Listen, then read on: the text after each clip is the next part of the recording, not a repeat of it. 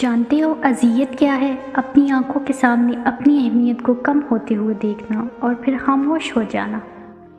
لوگوں کو کھونے سے نہ ڈرو، بلکہ ڈرو اس بات سے کہ کہیں تم لوگوں کو خوش کرتے کرتے خود کو نہ کھو دو۔ زندگی بہت چھوٹی سی ہے، کوشش کریں کہ کسی کا مان، اعتبار اور یقین نہ ٹوٹنے پائے۔ وقت تو گزر ہی جاتا ہے، لیکن دی ہوئی تلخیوں کے نقش ہمیشہ باقی رہ جاتے ہیں۔ بنا آواز کے رونا بڑا دردناک ہوتا ہے۔ خوش رہنے کا سب سے اچھا اصول یہ بھی ہے کہ جہاں لگے کہ آپ کی جگہ نہیں، وہاں خاموشی سے خود کو الگ کر لو۔ ہم سفر خوبصورت نہ بھی ہو، قدر کرنے والا ہونا چاہیے، کیونکہ گھر پیسے اور طاقت سے نہیں، محبت اور اتفاق سے بنتے ہیں۔ ہم سفر اگر بلا وجہ ناراض ہونے لگ جائے تو سمجھ جائے کہ وہ اداس ہے، اسے آپ کی محبت کی ضرورت ہے۔ لڑنے کے بجائے پیار اور مذاق کر کے منانا سمجھداری کی نشانی ہے۔ عورت کبھی سمجھ نہیں سکتی، مرد تو اپنی پسندیدہ عورت کو چھونے والی ہواؤں کا بھی دشمن ہوتا ہے۔ خوش نصیب ہے وہ عورت جس کو شوہر کا بازو تکیے کے طور پر میسر ہو۔ ہم سفر مان رکھنے والا ہو تو زندگی اور بھی خوبصورت ہو جاتی ہے۔ وقت دیا کرو اپنے چاہنے والوں کو، کسی اور نے دیا تو بے قدرے ہو جاؤ گے۔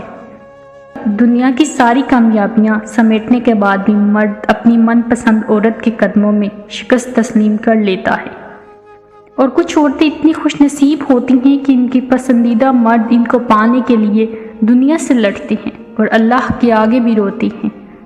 سورۃ مریم ہمیں سکھاتی ہے کہ معجزے ہو سکتے ہیں، اللہ اپنے بندوں کو تنہا نہیں چھوڑتا، مشکلات کا حل اللہ ہی نکال سکتا ہے۔ بے شک سب اللہ کے حکم سے ہی ہے، بے شک سب اللہ کے حکم سے ہی ہے۔ شوہر اگر گھر سے دور ہو تو لوگوں سے بھرا ہوا گھر بھی عورت کو ویران اور خالی سا لگتا ہے۔ جب شوہر اپنی روٹھی ہوئی بیوی کو پیار سے مناتا ہے تو اللہ پاک کو اس کی یہ ادا بہت پسند آتی ہے۔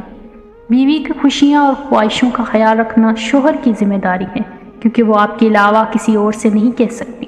شوہر کا پیار، وقت، توجہ ہی بیوی کے لیے سب سے بہترین تحفہ ہے۔ بیوی اپنے شوہر سے اس وقت تک لڑتی ہے یا ضد کرتی ہے جب تک اس سے پیار کی امید ہوتی ہے۔ جب وہ امید ختم ہو جاتی ہے تو وہ لڑنا اور ضد کرنا بند کر دیتی ہے۔ بیوی ناراض ہو کر شوہر سے بولنا چھوڑ بھی دے، مگر شوہر سے محبت کرنا، فکر کرنا پھر بھی نہیں چھوڑتی۔ بیوی جب اپنے مسائل شوہر کو بتاتی ہے تو اس کا مطلب یہ نہیں ہوتا کہ وہ شکایت کر رہی ہے، بلکہ وہ آپ پر اعتماد کرتی ہے۔ وہ بیوی بہت خوش نصیب ہوتی ہے جس کی غیر موجودگی میں اس کا شوہر بے چین رہے۔ چپکلی سے ڈرنے والی ایک نازک لڑکی جب ماں بنتی ہے تو اولاد کی خاطر دنیا کے مگر مچھروں سے بھی لڑ پڑتی ہے۔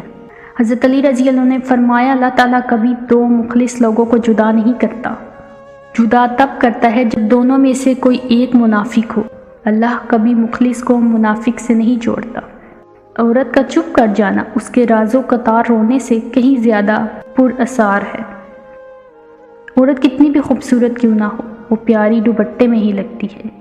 کسی بابا کی شہزادی کو اتنا نہ رلاؤ کہ وہ نماز پڑھتے پڑھتے اللہ کے سامنے تمہیں یاد کر کے روتی رہے۔ اور پھر اللہ نے فرمایا، اے موسیٰ، میں اولاد کے ذریعے بیٹی بھیجتا ہوں جب میں بے حد خوش ہوتا ہوں۔ لفظ لڑکیاں تشریح، کسی کی جنت، کسی کی عزت، کسی کی بہن، کسی کی رحمت۔ ہمیشہ بولنا نہیں پڑتا، تمہارے آنسو بھی اللہ سے باتیں کرتی ہیں۔ بیٹی کی ذات اگر مقدس نہ ہوتی تو حضرت محمد صلی اللہ علیہ وآلہ وسلم کی اولاد کا سلسلہ بیٹی سے شروع نہ ہوتا۔ بیٹی جب پسند کی شادی کا کہے تو اسے بے حیا اور برا نہ کہو۔ پسند کی شادی بیٹیوں کا حق ہے اور ہمارے نبی صلی اللہ علیہ وآلہ وسلم کی سنت بھی۔ بس تھوڑا اور صبر، پھر اللہ کن کہہ دے گا اور فیکون کا نظارہ تمہارے سارے غم دور کر دے گا۔ اللہ ہے نا، فخر سے کہا کریں اللہ ہے نا۔ شکریہ، جزاک اللہ۔